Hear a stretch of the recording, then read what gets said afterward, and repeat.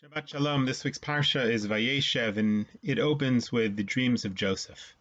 A dream of bundles of sheaves bowing down to Yosef's bundle, which is in the middle, and a dream of the sun and the moon and the stars bowing down to Joseph. And we all know the story, how his brothers get so upset and indeed end up selling him. Eventually he goes down to Egypt, and the story of the Jewish people going down to Egypt and the exile begins. When I was a boy in yeshiva, if somebody had a bad dream, they would come to another person in the yeshiva and they would say, "I had a dream, interpret it for me." And this was a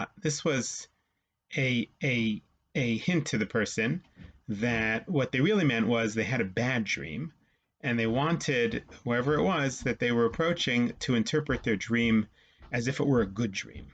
Why? The Talmud says that dreams go after their interpretation. The Gemara in Brachot on page 55 says that it has a lot of options there in the Gemara, several pages about interpreting dreams, but in one place the Gemara says that a dream does not prophetically tell us what's going to happen. A dream does not condition the future. Rather, how a dream is interpreted, that becomes the meaning of the dream and the way that it becomes manifest in our lives and in the world. Sigmund Freud, as we all know, thought that dreams are the royal road to the unconscious. Dreams are that which helps us understand the things that we think but that we do not know, the things that are unconscious for us. That there are insights about our past, insights about ideas and memories, insights about our own identity in the present, and these are revealed through our dreams.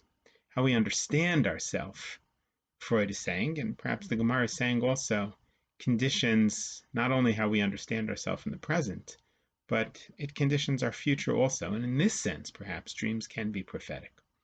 We all assume that Yosef knew what these dreams meant, that Yosef was clearly saying, "You're all going to bow down to me." But if that's true, why does he tell it to the brothers? I'd like to suggest that perhaps Yosef himself does not actually have a sense of what the dreams mean. He himself is perplexed. And so he reveals his dreams to his brothers because he wants them to do precisely what others did for me in yeshiva, for others in yeshiva, which was to interpret the dream, to help him to understand the dream in a way that would be positive.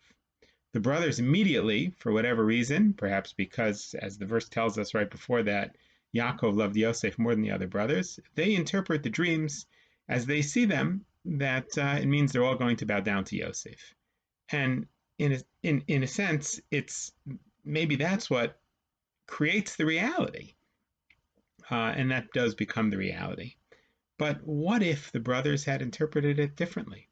What if the brothers hadn't seen Yosef as a threat? What if the brothers had said, all the sun and the moon and the stars bowing down to you, or our sheaves bowing down to your sheaf? Maybe it means something else. Perhaps history would have been different.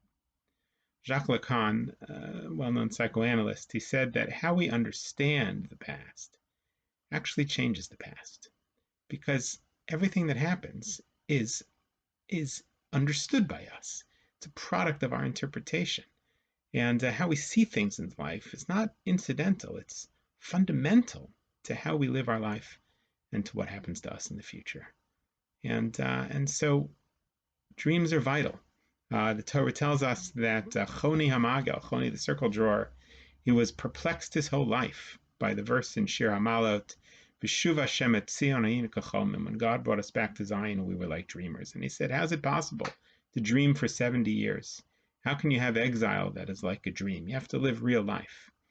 And he was right in a certain sense. The downside to a dream is that it's not happening. It's not true.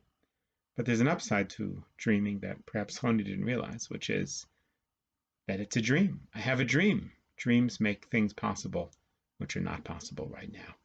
And so seeing our dreams in a positive way, having our dreams and using them for something positive in the world can indeed help to transform us and everyone around us and the whole world for the better.